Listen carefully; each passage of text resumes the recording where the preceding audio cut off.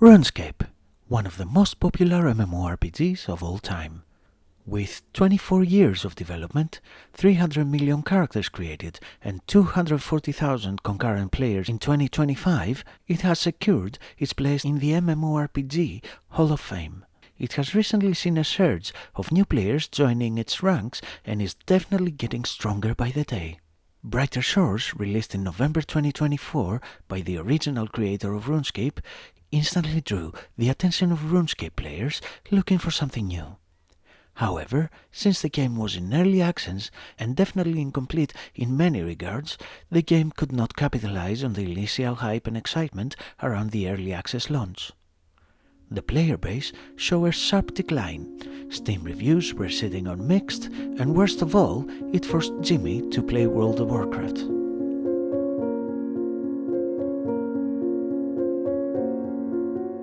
And yet, there are many people, me included, who are still glued to the game. There's a lot missing for sure, but there is also a lot there. So, let's find out what Brighter Shores does better than Old School Runescape. 1. No botting. You will constantly see people grinding in the game, putting in insane hours, and somehow, if you try to strike up a conversation, they always respond. I have yet to encounter a bot so far. This can be due to a combination of Fen having advanced bot detection systems and the fact that most people value the time they have spent on their accounts too much to risk getting them banned. Either way, it is refreshing to constantly see active people around you that are always there and 9 times out of 10 will respond if you talk to them. This makes the world feel real and provides infinite possibilities for socializing and even making friends with the people around you. Number 2. No scamming or real-world trading. This is one brilliant bit of game design and one of the main things that make Brighter Shores one of the few pure MMORPGs out there.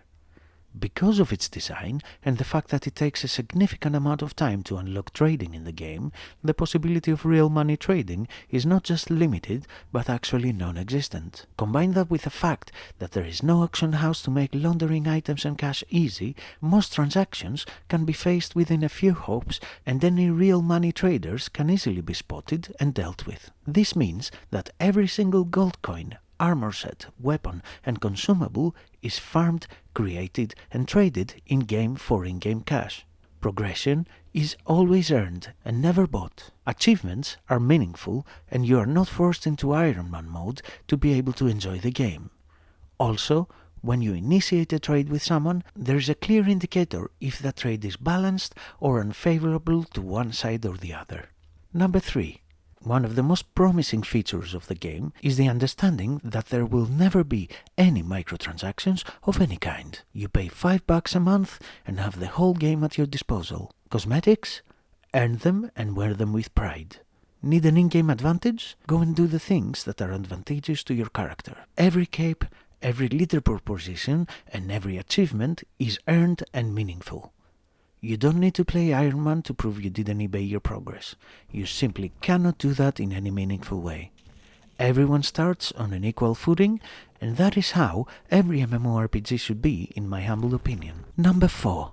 Friendly community so far. Just like in every other MMORPG, the community is what it's all about. It is not uncommon to accidentally stumble into a group of people celebrating someone's level 500 or zone completion with a party. It is also not uncommon to sit back, relax and strike up a conversation with your fellow chefs or alchemists. You can also be super jaded and relax by the leatherworking bench and discuss about the latest My Chemical Romance album. All in all, the game's design not only encourages but also promotes social interaction that is the heart of any MMORPG. The real treasure really is the friends we make along the way. Number 5. Intuitive UI. The UI is one of the unsung heroes of this game, and that is because it goes unnoticed. It is compact, customizable and easy to understand. You do not need to memorize 20 hotkey combinations to play efficiently. Everything you need is literally a click away. You can have what you need open at all times, or you can go for a minimal UI like this one.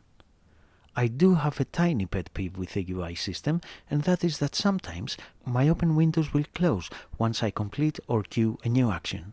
Hopefully, that will be fixed at some point and I can continue to sing its praises. Simplicity really is the key here, and while Brighter Shores has several complex systems for you to interact with, fighting against the UI will certainly not be one of them. Number 6. Action queuing. Another great advantage of the game is that it allows you to queue actions. I can walk into the mines, queue up the whole room, and tap back in 2 minutes to find a full inventory. Farming is not just easy, but also comfortable, and rarely feels like a chore, unless you force yourself to treat the game as a collection of chores, in which case you will definitely have that experience.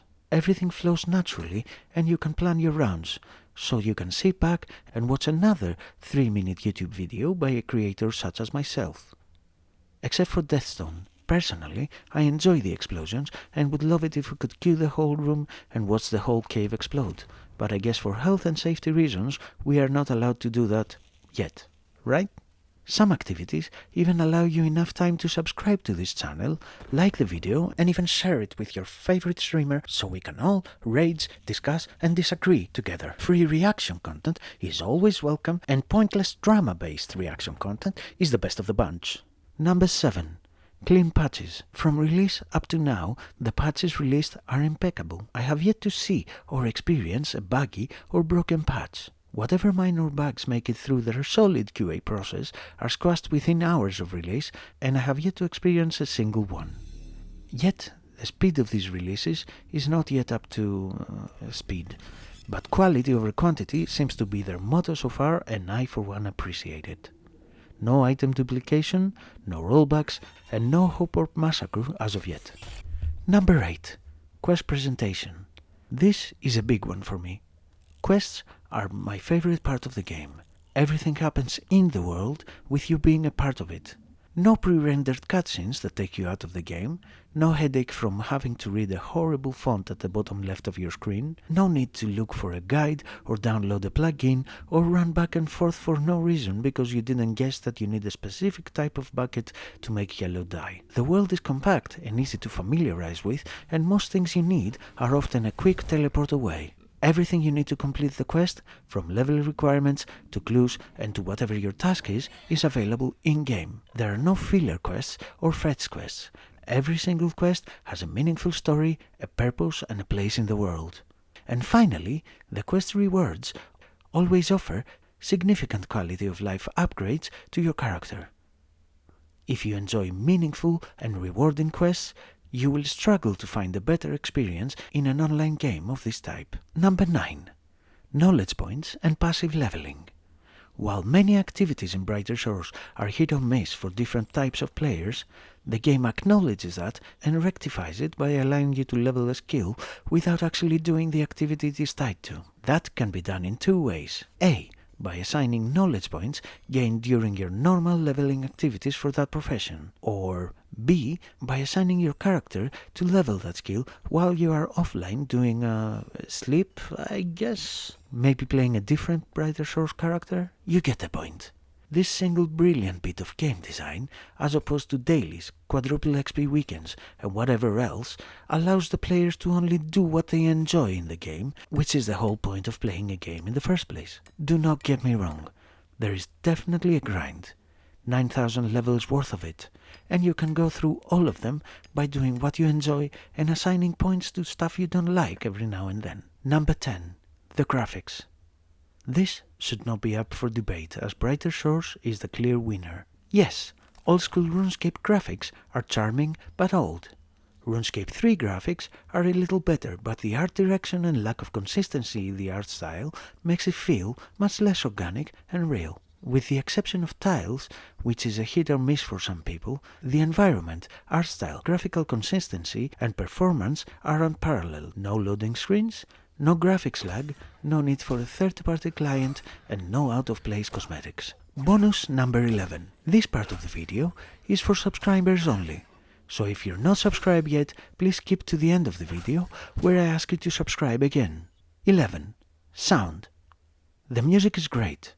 Not much more to say. You can easily pop a Brighter Shores soundtrack on your bad boy boombox and go around town making sure that people know you got several level 500 capes and mean business. Every episode has its own soundtrack that will dynamically change depending on what you're doing at the time. But while the music is great, the real superstar is the ambient sounds.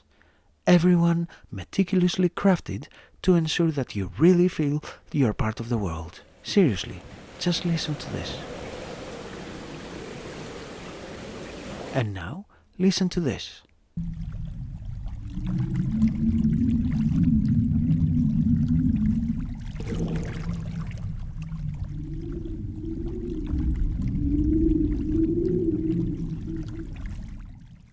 In conclusion, there is no accounting for taste. Old School Runescape is a great game. Brighter Shores is clearly on its way to becoming a great game, and there is no reason why you cannot enjoy whichever fits your playstyle and needs, or even enjoy both games at the same time. Like it if you like it, subscribe if you want to see more. Thank you so much, and see you on the next one.